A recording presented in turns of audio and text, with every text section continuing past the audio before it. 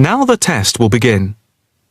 You should answer the questions as you listen, because you will not hear the recording a second time. Listen carefully and answer questions 1 to 5. Hi, I'm Debbie. How can I help? Hi, my name's David. I'm just looking to place an advertisement on the main union notice board to sell a laptop and a few accessories if that's possible. Sure, that's not a problem. I take it you are a member of the Students' Union? Yes, I am. Right then. I'll just get a form up, and as there is no one around and it looks as if it's going to be quiet for a while, I'll just type the details straight into the computer for you. Thanks very much. No problem. Shall we just title it Laptop for Sale? Yeah, okay. Can you describe it generally? Well, it's in very good condition. In fact, it's hardly been used. Why are you selling it, if I may ask? Well, I've got another one which is much lighter, and I don't really need two. I see. What weight is the one you're selling? It's 3.5 kilograms. That is heavy these days. Can you give more details about the one you want to sell? Right. Well, it's an Allegro, and it's got all the latest programs. Okay. What about the memory? The memory is only 0.5 gigabytes.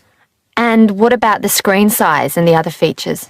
Oh, well, the screen is, let's see, it's 37.5 centimetres with a standard size keyboard and a touchpad.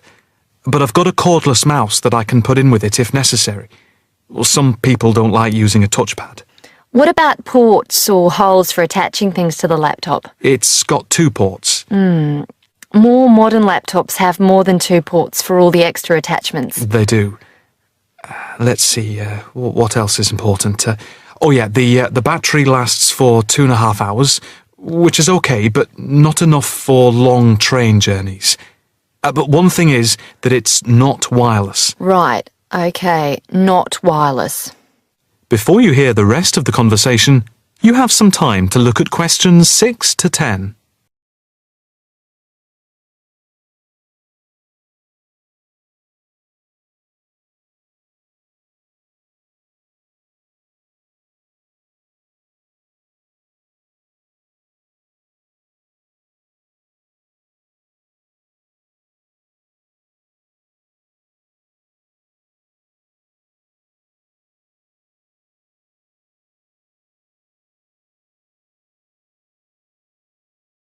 Now listen and answer questions 6 to 10. Anything else I can put on the advertisement? There's a webcam built at the top of the screen, and I can throw in a printer, a scanner, and headphones, which I got with it in a special deal. It also comes with its own case for carrying it around. Actually, the case is quite smart. I'm hoping these things will help it sell. They should do. Right, I think I've got all that. How much do you want for it? That I'm not sure about. It's worth about £900 to £1,000 new. Yeah, but you won't get that much if it's used, and even if it's in good condition. What about £500? I doubt if you'd get as much as that. More like £200 or £300. If you look at the notice board, there is one on there which is comparable to yours, and it's not more than about £250, I think. As little as that? I'm afraid so. Shall we say £300? OK, put that. Can I take some contact details for the advert? The name's David Bristow. Bristow.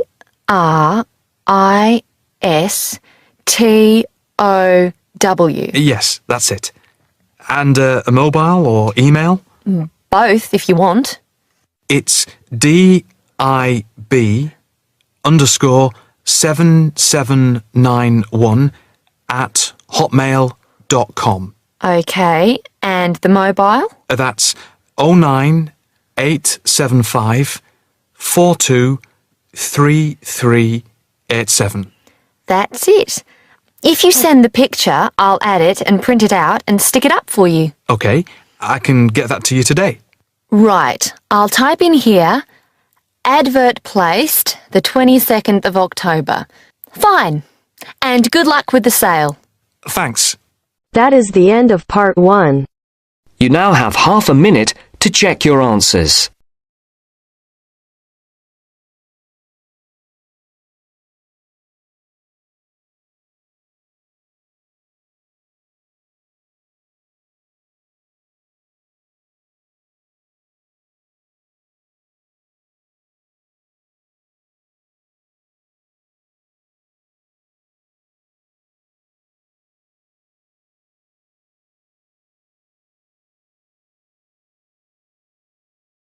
Now turns to part 2. Part 2. First, you have some time to look at questions 11 to 15.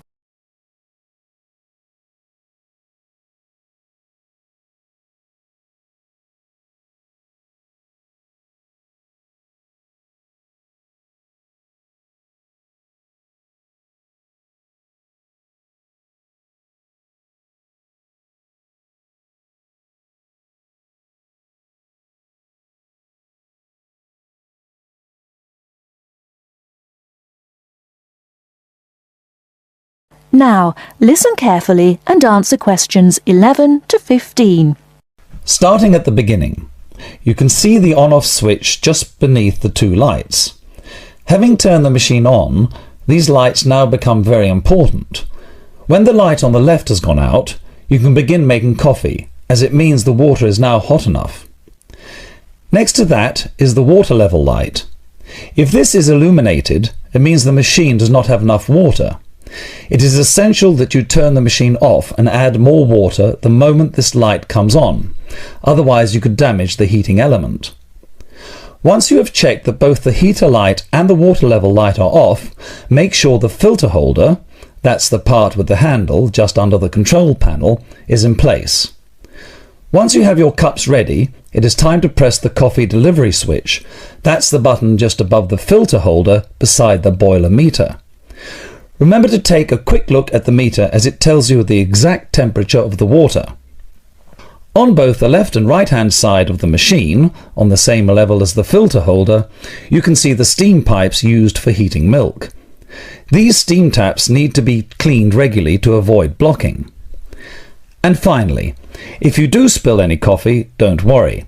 Just make sure that the drainage pipe at the bottom of the machine is leading into a sink or a suitable waste container. As with the steam taps, the drainage pipe needs regular cleaning. Before you hear the rest of the talk, you have some time to look at questions 16 to 20.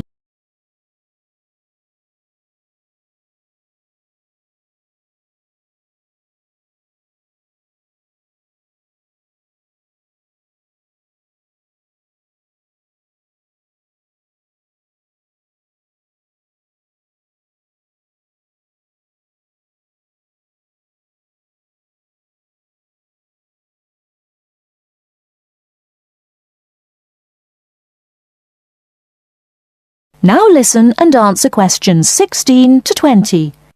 First and most importantly, I'll tell you where you should go from tomorrow for your lectures and classes. The Health Sciences building is on the west side of the campus, opposite the library, beside the History department. As you are probably aware, there are 6 modules to the course, which will take a year to complete. That's 2 modules each term.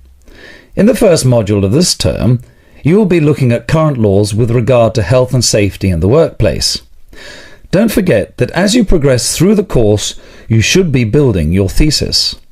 This will need to be completed by the end of the year. Coursework will also be credited to your final grade, but the most important part of the course is the thesis. Now, the final thing I want to tell you, and again you should know this, is that there will be a number of guest speakers throughout your course. They will come from a number of different medical backgrounds, but they will all be giving you their views on the relevance of health sciences in their occupations. That is the end of part 2. You now have half a minute to check your answers.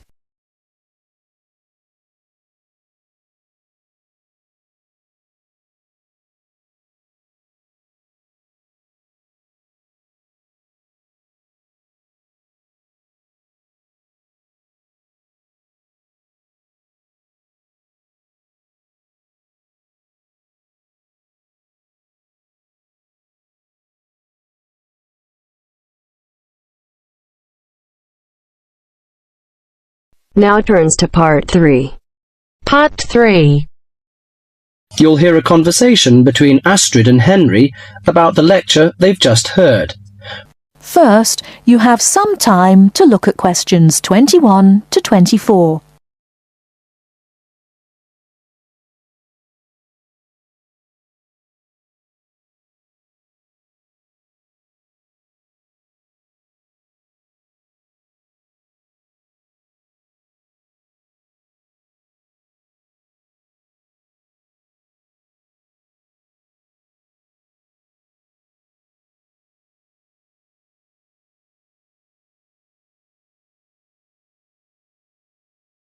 Now, listen carefully and answer questions 21 to 24. Henry, don't you think Dr. Adams' lecture was really very good? He could talk about the telephone directory and make it interesting. All his lectures are like that, Astrid. He's just one of those people. I wish we had him as our tutor. I bet you that he is very demanding, though. Boris is in his tutorial group and agrees that he is brilliant, but he puts them under a lot of pressure. But don't you think that's good? Perhaps.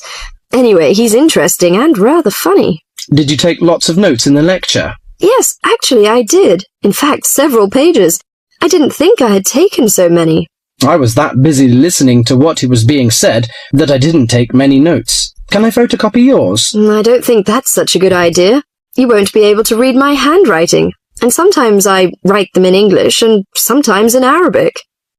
Oh, let's have a look. Wow, your notes are so neat. Well, there's not much in Arabic. There is on this page. Yes, there is. Dr. Adams would be pleased to see this, especially given what he's talking about. Before you hear the rest of the talk, you have some time to look at questions 25 to 30.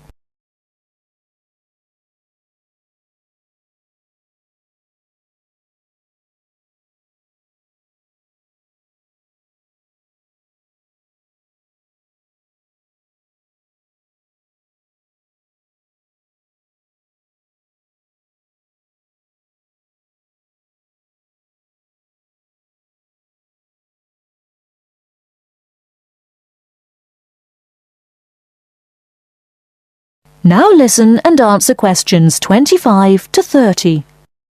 Don't you keep careful notes? Sometimes. It depends on the lecture.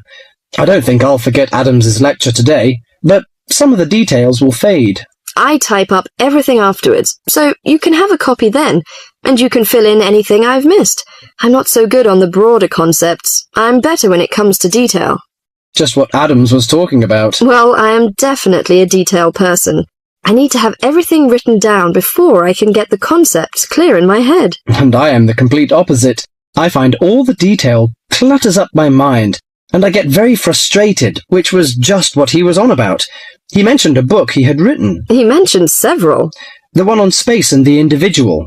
Yes, called My Space. It's on the book list. So it is. I think I'll get that out of the library, or get my own copy. Did you get what he said about spatial awareness? I didn't really.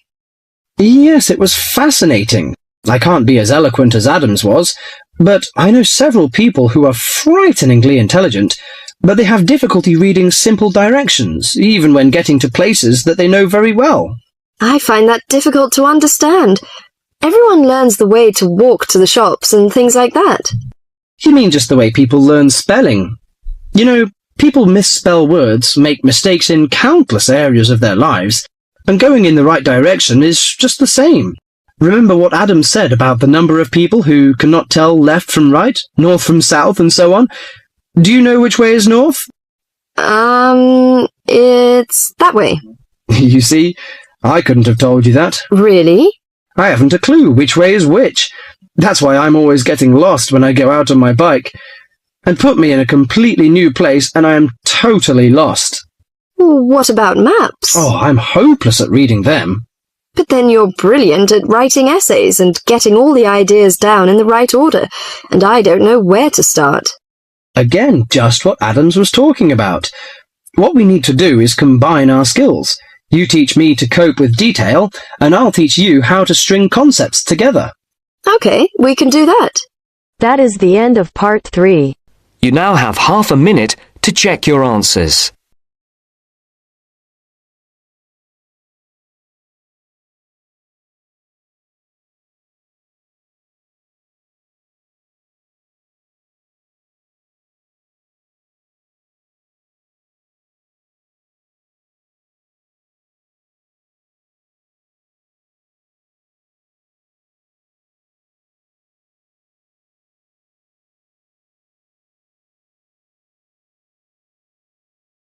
Now turns to Part 4.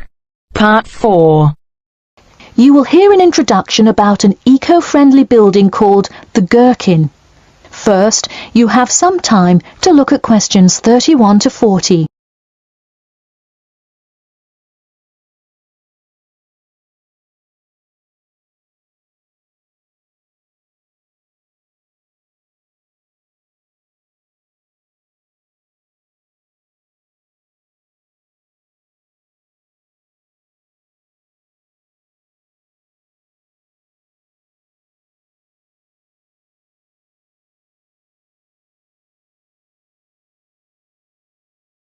Now, listen carefully and answer questions 31 to 40. Today, I'd like to tell you about how UK architects are playing their part to address the issue of global warming. You have seen many of these iconic buildings while going about your everyday life, but you may not know how they are affecting your tomorrow. In 2003, construction was completed on the famous Swiss rebuilding, or more informally called the Gherkin, a true masterpiece commissioned by the law offices of Foster and Partners. This is not the first ambitious endeavour of the firm. They are renowned for their various philanthropic environmental efforts.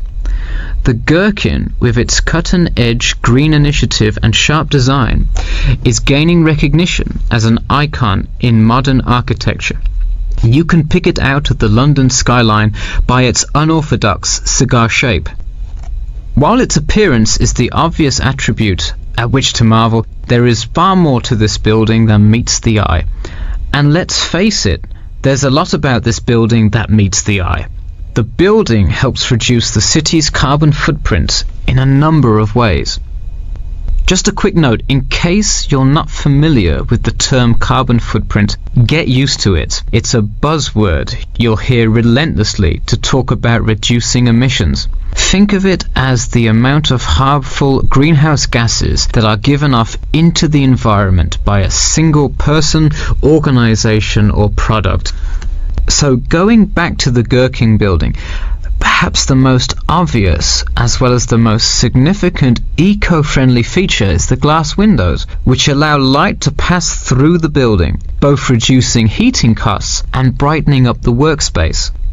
The ingenuity behind the various eco-friendly aspects of the Gherkin has seen its fair share of publicity, both from serious and silly sources. In a recent April Fool's Day edition, One e-publication printed a story detailing plans to replace 50% of the current exterior with grass, which would not only make large steps in the name of sustainability, but also give the building the green hue that would truly earn it the nickname of the Gherkin. The only drawback is, as you may have guessed, that this story was an April Fool's Day joke and completely made up. In all seriousness though, the building is setting a new standard of design that other architects and city planners just cannot ignore. The building's bold and cost-efficient design has won a number of architecture awards, including the Stirling Prize, the London Region Award, and the Empress Skyscraper Award, among others.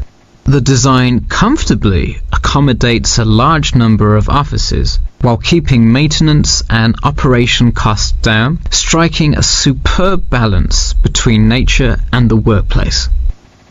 Nature is well and good, as long as the weather is nice outside. Given London's notoriously bad weather, the architects knew they must devise a quality temperature regulation system, and that they did. A special system designed to reduce the building's reliance on air conditioning was devised that cuts consumption in half compared to standard office buildings. There are atria that link each floor vertically to one another, forming spiraling spaces up the entire building.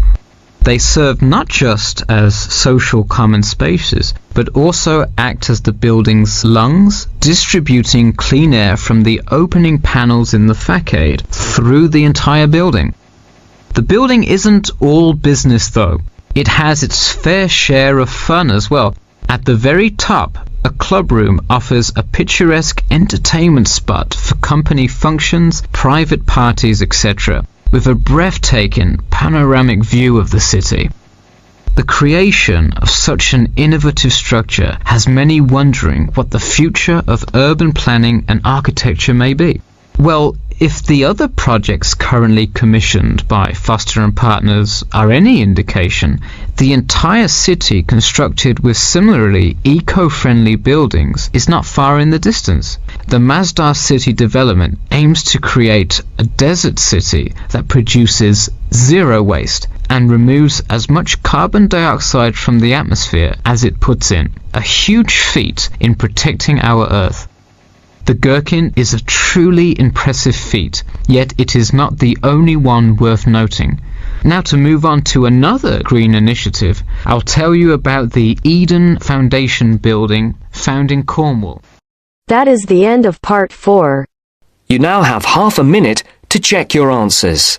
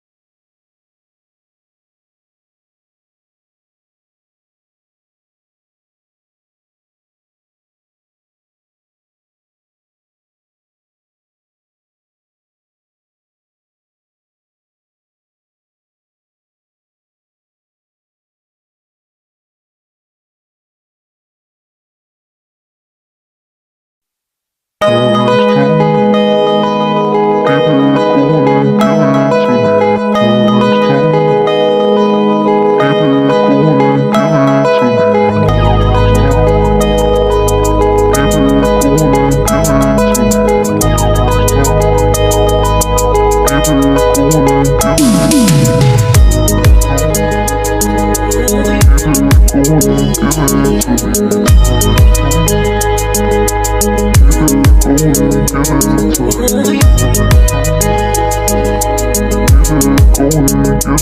to me.